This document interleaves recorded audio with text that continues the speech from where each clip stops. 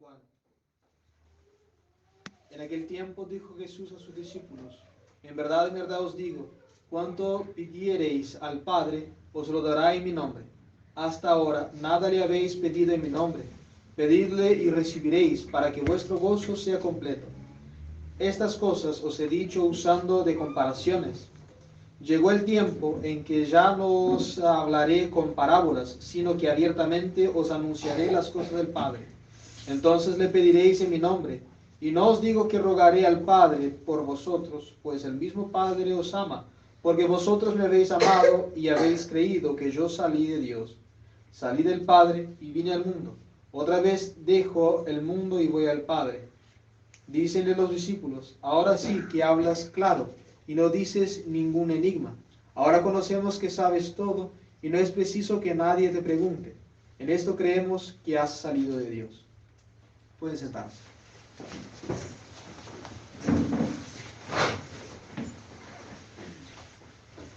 La epístola está tomada de la carta del apóstol Santiago.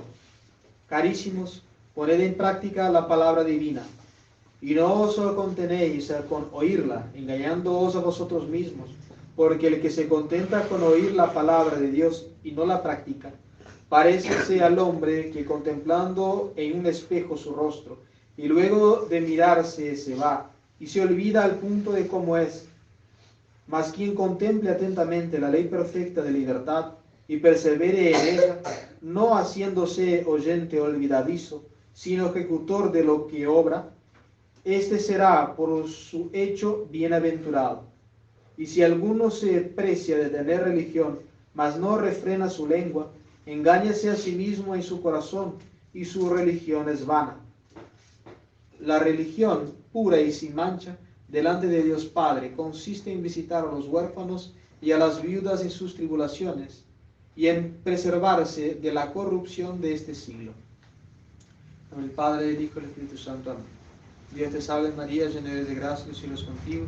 Bendita tú eres entre todas las mujeres y bendito es el fruto de tu vientre, Jesús. Santa María, Madre de Dios, ruega por nosotros pecadores, ahora y en la hora de nuestra muerte. Amén.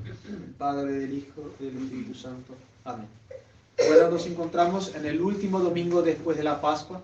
Ya estamos a unos pocos días de celebrar la fiesta de la Ascensión de nuestro Señor Jesucristo, hecho que ocurrió 40 días después de su gloriosa resurrección. Nuestro Señor, por su propia virtud, sube al cielo, de donde no había salido como Dios. Por supuesto que nuestro Señor aquí en la tierra estaba su presencia, su naturaleza humana, juntamente con la divina, en la personalidad del Verbo eterno, pero sin estar en el seno del Padre.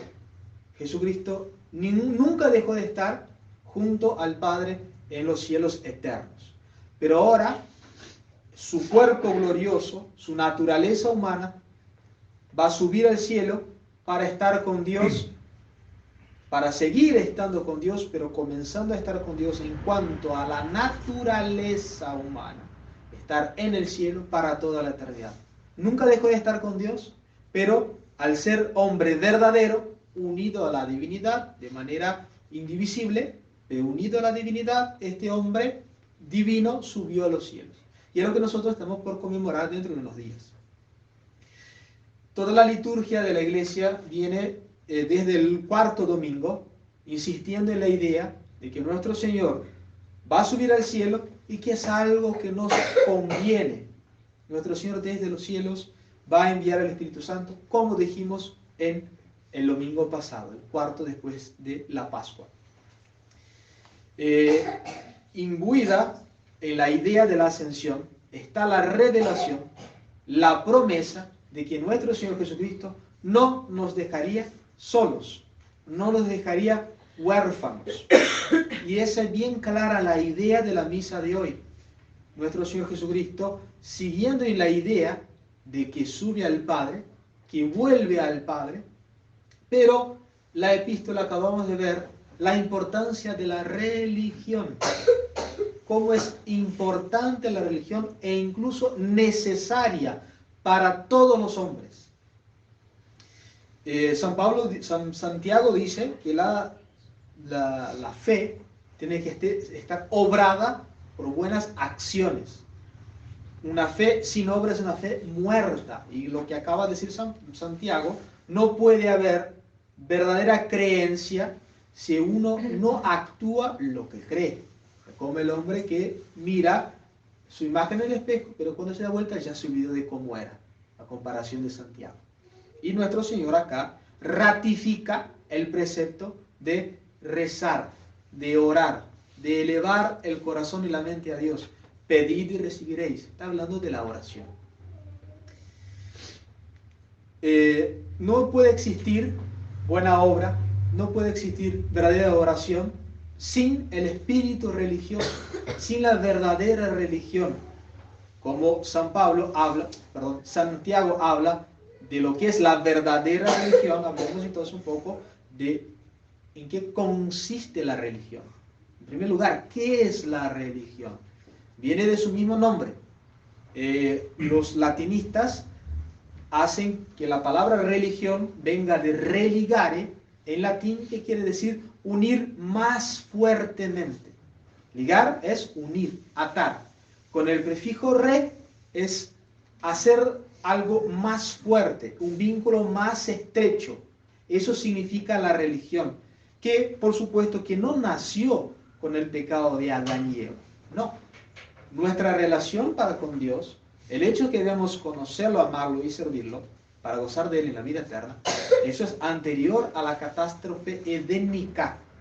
La religión es nuestra unión con Dios. Dentro de la historia de la religión, lo que Dios había pensado para toda la generación humana, contemplando ya que iba a ocurrir el pecado original, esas relaciones con Dios, es decir, esa religión tiene un triple aspecto. Las cosas que Dios reveló al principio del mundo a los patriarcas, comenzando por supuesto con Adán. Se llama la religión primitiva. Dentro de esa religión primitiva, donde comienza esa ligadura entre el hombre y Dios, Dios ya contemplaba desde toda la eternidad en su conocimiento eterno que el hombre iba a caer. Durante muchos siglos el hombre permaneció en esa religión primitiva, porque Dios quería preparar un pueblo de donde surgiría su Mesías. Y por supuesto que ahí entra la religión mosaica, cuando Dios nuestro Señor reveló todas las leyes, todos los preceptos, las costumbres que Él quería que se hiciera, que se llevara a cabo en un pueblo determinado, para que por ese pueblo el mundo preparase su espíritu para recibir el Mesías. La religión mosaica, el pueblo hebreo, sirvió de cuna para que naciera Cristo. Muchísimos errores, sí. Muchísimos pecados, sí. Se apartaron de Dios innumerablemente, muchísimas veces. Pero lo que Dios hace es independiente de la fragilidad humana, que ya vamos a volver a ese tema. Es independiente de la fragilidad humana. Que el hombre caiga no es culpa de Dios. Pero en la mente divina, entonces la ley mosaica era para preparar la venida del Mesías. Y nosotros, con la venida del Mesías, llegamos al colmo de la religión, a la etapa máxima de esa revelación de Dios, que es la religión cristiana. Ya no existe religión primitiva, ya no existe religión mosaica, porque perdió su sentido de ser, ya no existe. Todas esas religiones, esas dos religiones, vinieron para preparar el camino para la religión eterna, la que nunca va a terminar, que es la religión cristiana, que es lo que Dios pensó para todo el mundo, sin excepción. Y esa es la religión absolutamente necesaria para agradar del todo a Dios nuestro Señor. ¿Por qué decimos que la religión es necesaria? Desde muchos puntos de vista, hay la necesidad de que el hombre practique la religión. Dios es su creador, él debe adorarlo. Dios es su Señor y el hombre debe servir a Dios. Dios es el bienhechor del género humano y el género humano tiene que agradecerle por sus prodigalidades. Dios es el Padre de todos, luego debemos amarlo. Dios es el legislador de las más perfectas leyes, luego debemos obedecerlo. Y por último, Dios es la fuente de absolutamente todo bien. Luego, como dice nuestro Señor, debemos pedir para poder recibir. No porque Dios desconozca nuestras necesidades, sino porque Él quiere que nosotros le rindamos ese homenaje. El homenaje de nuestra sumisión a su eterna sabiduría, a su infindable omnipotencia y a su amorosa providencia. Tales obligaciones nacen de la misma virtud de la justicia. Nosotros no hacemos favor alguno a Dios al rendirle el culto, al darle nuestros homenajes. No es ningún tipo de favor legítimo de serlo. Viene de la virtud de la justicia. Es justo que se le dé a cada uno lo que le corresponde. Y a Dios, como Creador, Señor, bienhechor, le corresponde todas esas cosas. Nosotros tenemos un verdadero deber de rendirle a Dios nuestros homenajes. Y es una virtud de las morales la más importante, que es la virtud de la religión. La religión también es una virtud, es un hábito sobrenatural que regulariza nuestras acciones para con Dios.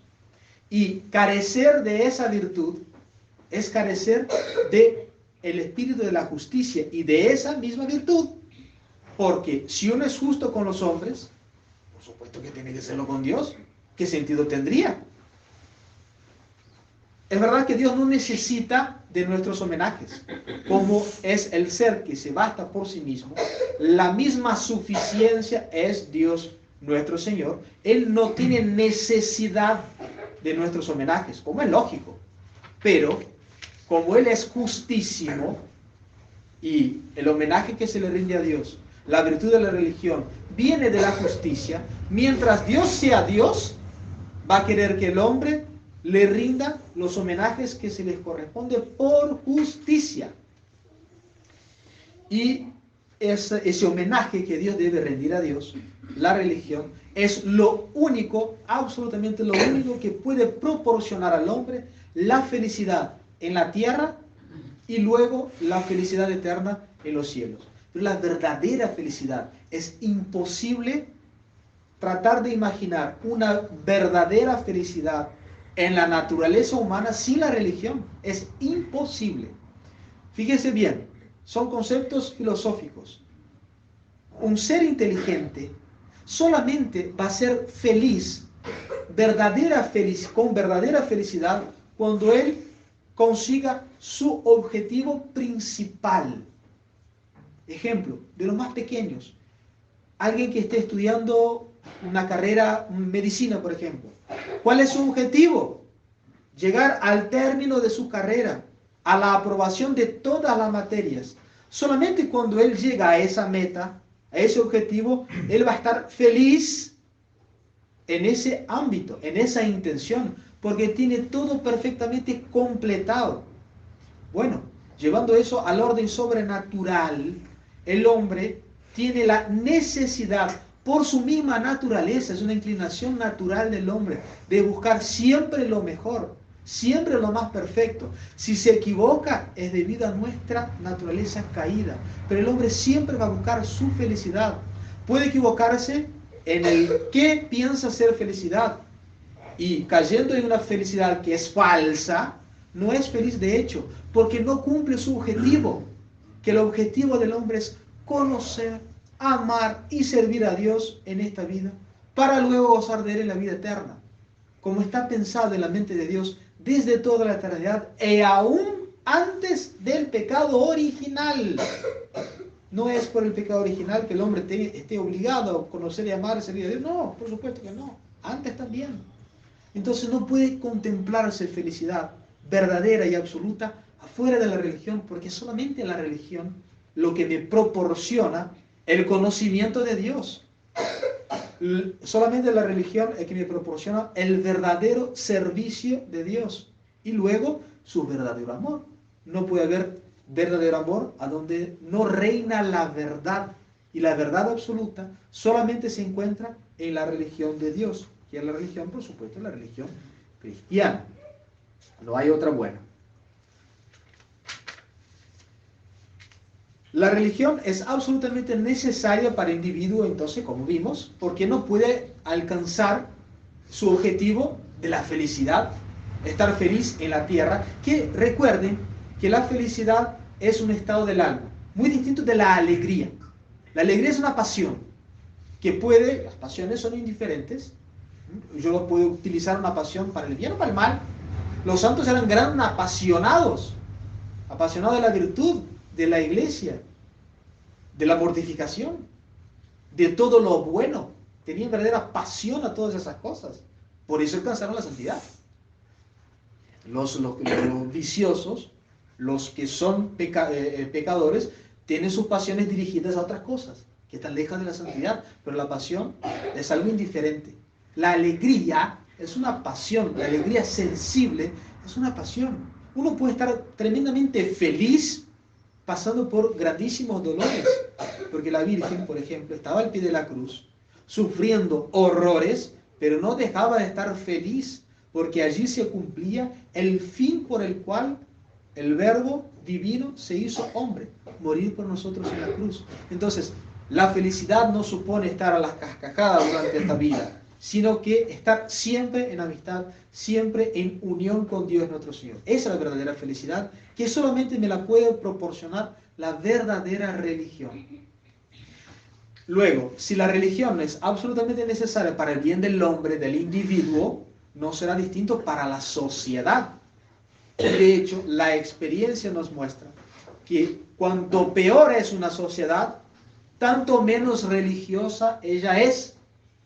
Y cuanto más cerca de la verdadera religión, más cerca de la felicidad social está.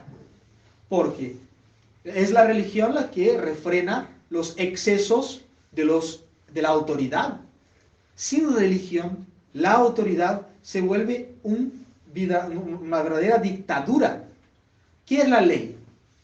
¿Cómo define Santo Tomás la ley? La ley es la ordenación de la razón en orden al bien común. Es como se define la ley. Nosotros ordenamos nuestras razones para el bien de todos. ¿Qué es la dictadura? La ordenación de la razón en orden al bien particular. Es un cambio de valores, pero solamente un espíritu religioso, un espíritu justo, que busca agradar a Dios, evita que la autoridad cometa excesos. Ejemplo, miren lo que vivimos. No hay religión, todo es un desorden.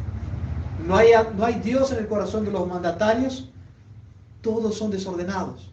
Absolutamente todos. Habrá alguna excepción, pero buenos del todo, no creo que haya ninguno en el mundo.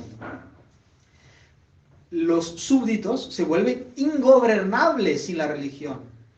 Si no hay una religión que ponga regla en la actuación, ¿por qué peleará una guerra un soldado, por ejemplo? ¿Por qué no va a desertar? Yo no voy a dar mi vida por mi patria, antes que se mueran ellos. Es precisamente lo heroico del soldado viene de la virtud de la piedad hacia la propia patria, la propia bandera, la propia tierra, pero no por algo terreno, sino que por algo sobrenatural, que es una virtud.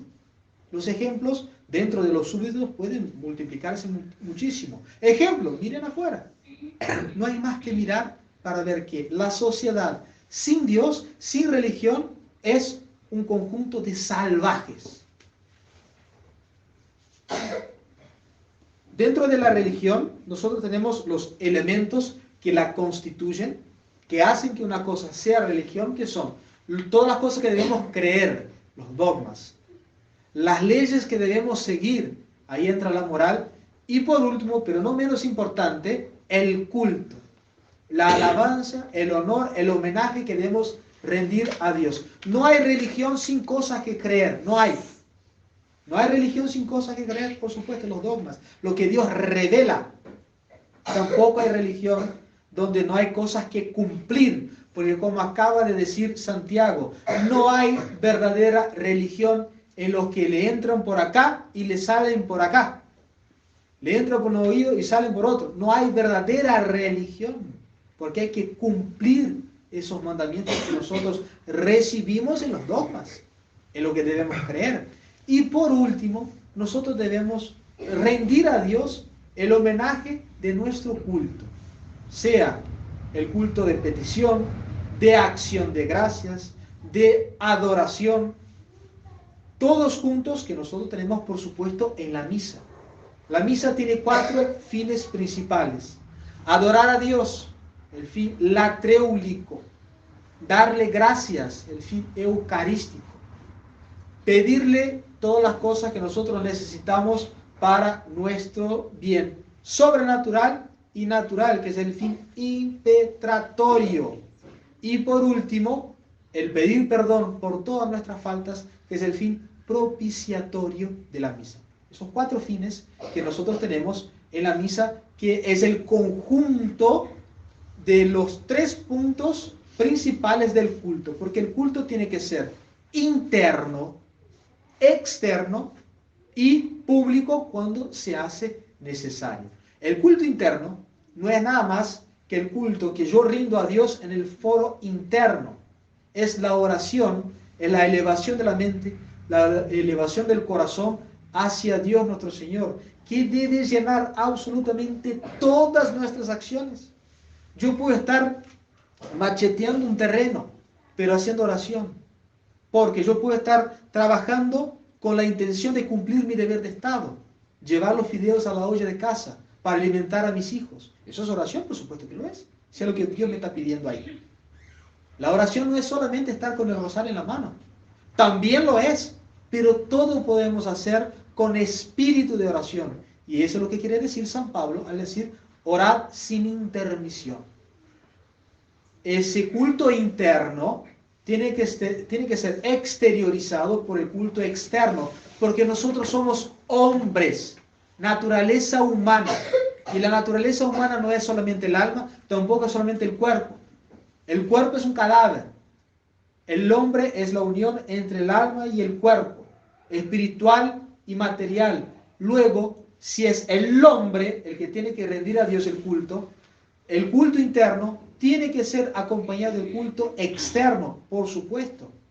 Hacer la señal de la cruz delante de una imagen de la Virgen.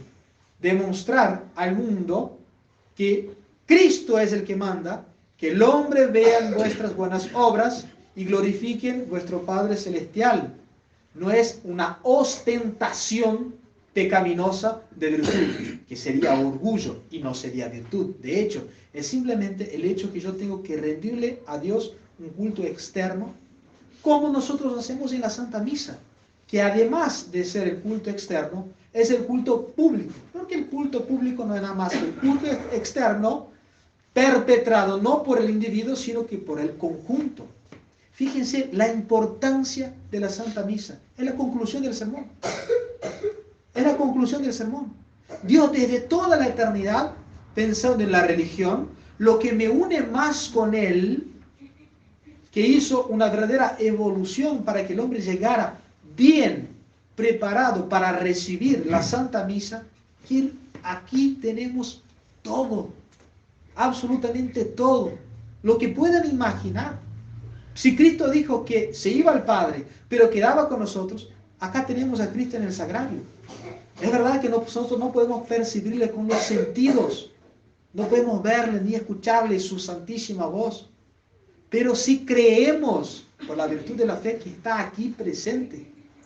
Aquí cumplimos el deber más grande que tenemos, que es para con Dios, de justicia, de practicar la religión, con el culto interno, con el culto externo, acompañado del público. No hay nada más grande que la Santa Misa. Y renunciar a ese don grandísimo es ponerse en un apuro inmenso delante de Dios en el día de nuestro juicio. Inmenso.